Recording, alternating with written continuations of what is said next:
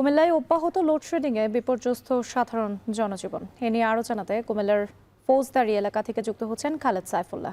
খালেদ, টানা লোডশেডিংয়ের ফলে জনজীবনে কেমন ভোগান্তি দেখতে পাচ্ছেন?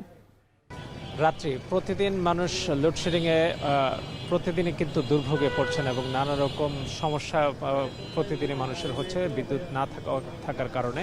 লোডশেডিংয়ের কারণে মানুষ অভ্যস্ত হয়ে যাচ্ছেন যে কখন বিদ্যুৎ আসবে, এবং এই কারণে মানুষের কিন্তু প্রতিদিনই নিত্য নৈমিত্তিক যে কাজগুলো রয়েছে তাতে ব্যাঘাত ঘটছে। এবং তাছাড়াও মানুষের জনজীবনে এতটাই অবর্ণনীয় দুর্ভোগ তৈরি হচ্ছে যে লোডশেডিংয়ের কারণে তারা ক্ষোভ প্রকাশ করছেন এবং বিদ্যুৎ অফিসে অভিযোগ আসছে যে মানুষজন লোডশেডিং কমানোর জন্য কিন্তু মানুষজন ফোন দিয়ে তাদেরকে জানান যে কখন বিদ্যুৎ আসবে।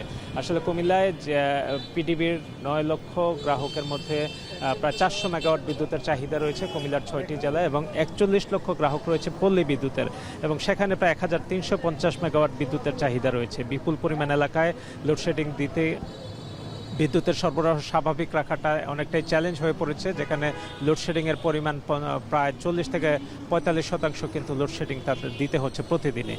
তো মানুষের এই প্রতিদিনই মানুষজন যারা কলকারখানায় কাজ করেন, ছোট ছোট ব্যবসা বাণিজ্য প্রতিষ্ঠান, ওয়ার্কশপ রয়েছে, তারা কিন্তু লোডশেডিংয়ের কারণে বেশ ভোগান্তিতে পড়ছেন এবং ব্যবসায়িকভাবে ক্ষতিগ্রস্ত হচ্ছেন। এবং বাসাবাড়িতে বিদ্যুৎ না থাকায় ছোট শিশু থেকে বৃদ্ধ সকলেই কিন্তু এই লোডশেডিং, এই বিদ্যুৎ না থাকার ফলে গরমে অবর্ণনীয় কষ্ট পাচ্ছেন, এবং এতে করে মানুষের নানা রকম রোগ ব্যাধি এবং গরমের সংক্রান্ত সমস্যাতে পড়ছেন।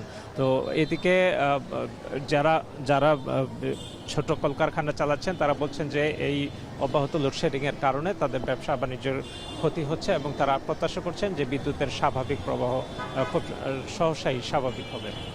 রাত্রি কুমিল্লার লোডশেডিংয়ের সবশেষ খবর জানাতে যুক্ত ছিলেন খালেদ সাইফুল্লাহ।